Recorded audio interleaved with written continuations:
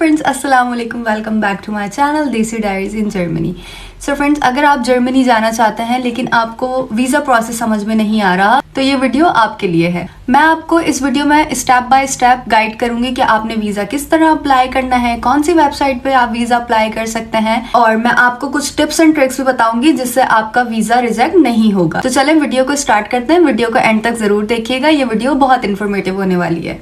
क्या जर्मनी जाने के लिए वीज़ा ज़रूरी है? सो फ्रेंड्स, सबसे पहले तो ये जान लीजिए कि अगर आप किसी भी नॉन शेंजन कंट्री में रहते हैं, लाइक पाकिस्तान है, इंडिया है, कोई भी ऐसी कंट्री जो कि नॉन शेंजन है, तो आपको जर्मनी आने के लिए शेंजन वीज़ा चाहिए होता है, जिसके थ्रू आप जर्मनी आ सकते हैं। जर्मनी के अलावा भी आप 26 कंट्री विजिट कर सकते हैं।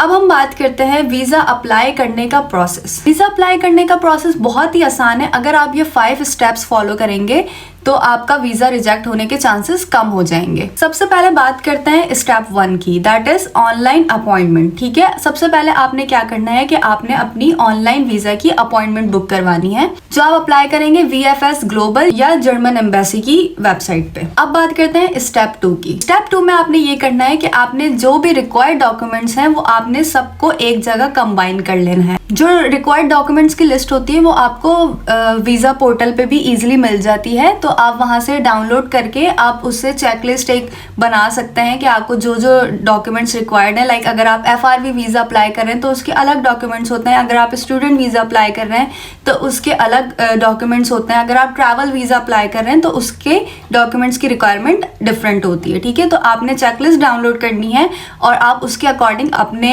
जो आपके डॉक्यूमेंट्स हैं उसको आप कंबाइन कर लेंगे, जिसमें आपका इंक्लूडेड है आपका पासपोर्ट, आपका बैंक स्टेटमेंट, आपकी होटल बुकिंग, फ्लाइट टिकट्स, इसके अलावा आपने ट्रैवल इंश्योरेंस करवानी होती है। स्टेप 3 ये होगा कि आप जाएंगे जर्मन एम्बेसी, ठीक है, और जो आपके जितने भी रिक्वायर्ड डॉक्यूमेंट्स थे वो आप सब सबमिट करवा देंगे। आप जब वीज़ा के लिए अप्लाई करते हैं अपॉइंटमेंट के लिए तो आपको एक डेट दी जाती है, तो आप उस डेट पे और उस टाइम पे जाके सारे डॉक्यूमेंट्स सबमिट करवाएंगे। स्टेप 4 में आ जाती है आपकी वीज़ा की फीस। ठीक है, जब आपने डॉक्यूमेंट्स सबमिट करवा देने तो आपको वीज़ा की फीस पे करनी होती है काउंटर पे, जो कि है 80 यूरोस, लेकिन वो कंट्री टू कंट्री वेरी करती है कि इंडिया की आई थिंक अलग फीस होगी, पाकिस्तान की अलग होगी।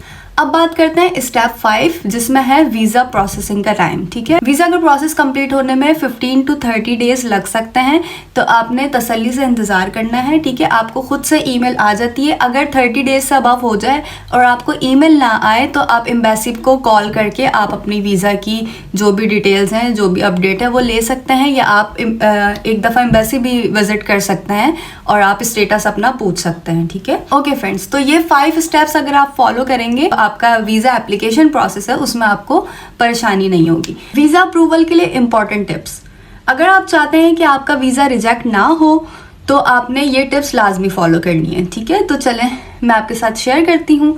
सबसे पहले आपकी जो बैंक स्टेटमेंट है वो बहुत स्ट्रांग होनी चाहिए। लाइक जर्मनी को वीज़ा देते हुए वो ये चेक करते हैं कि आप जब यहाँ पर ट्रैवल करने आ रहे हैं या आप स्टडी करने आ रहे हैं तो क्या आपका बैंक स्टेटमेंट इतना स्ट्रांग है कि क्या आप यहाँ के एक्सपेंसेस जो हैं वो अफोर्ड कर सकते हैं या नहीं। तो आपकी जो बैंक स्टेटमेंट है वो बहुत मैटर करती है। दूसरी चीज़ ये आ जाती है return flight tickets and hotel bookings. जब आप वीज़ा का फॉर्म सबमिट करवाते हैं तो आप अपनी रिटर्न टिकट्स दिखाते हैं कि आप कितना स्टे कर रहे हैं, और आप अपनी होटल रिजर्वेशन दिखाते हैं कि आप होटल में रुक रहे हैं या अगर किसी और के घर रुक रहे हैं, किसी फ्रेंड फैमिली मेम्बर के, तो आपने उनका एड्रेस देना होता है। तो सारी आपकी जो अकोमोडेशन की जो डिटेल्स हैं वो आपने वीज़ा ऑफिसर के साथ अपने डॉक्यूमेंट्स के थ्रू शेयर करनी होती है। जैसे कि मैंने पहले बताया कि आपको वीज़ा पोर्टल पे सारे डॉक्यूमेंट्स की चेकलिस्ट मिल जाएगी, तो आपने प्रॉपरली सारे डॉक्यूमेंट्स जो है वो जो नंबर वाइज उन्होंने दिए हुए होंगे, जो सीक्वेंस दी हुई है, आपने उसी सीक्वेंस से डॉक्यूमेंट अटैच करना है और कोई भी डॉक्यूमेंट आपने मिस नहीं करना है। ऐसा नहीं है कि अगर लाइक आप NOC चाहिए तो आप NOC इग्नोर कर दें, आप बोलें कि नहीं ये तो नहीं है। नहीं, सारे डॉक्यूमेंट्स बहुत मैटर करते हैं। आपने सारे documents properly sequence wise arrange करने हैं। ठीक है, अगर एक भी डॉक्यूमेंट मिस होता है तो आपका वीज़ा लगने के चांसेस कम हो जाते हैं। अब बात करते हैं वीज़ा इंटरव्यू की। तो जब आप वीज़ा इंटरव्यू के लिए जाएंगे, यानी जब आप डॉक्यूमेंट जमा करवाते हैं तो वो आपका एक छोटा सा इंटरव्यू लेते हैं। उसमें आपने क्या करना है कि आपने घबराना नहीं है दोस्तों, घबराना नहीं है।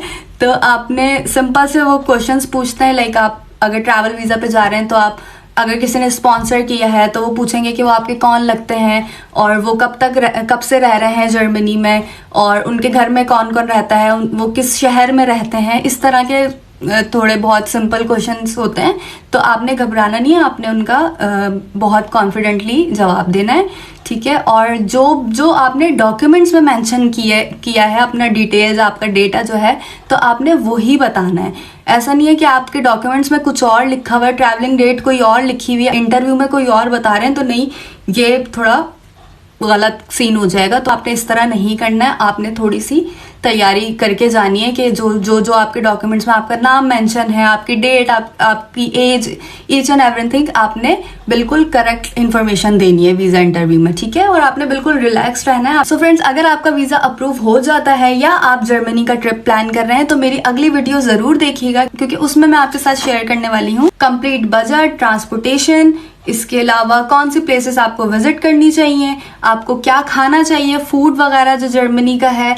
तो अगर आप अपना ट्रिप आसान और बजट फ्रेंडली बनाना चाहते हैं तो मेरी नेक्स्ट वीडियो ज़रूर देखिएगा और चैनल को सब्सक्राइब कर दें ताकि आपको नोटिफिकेशन आ जाए।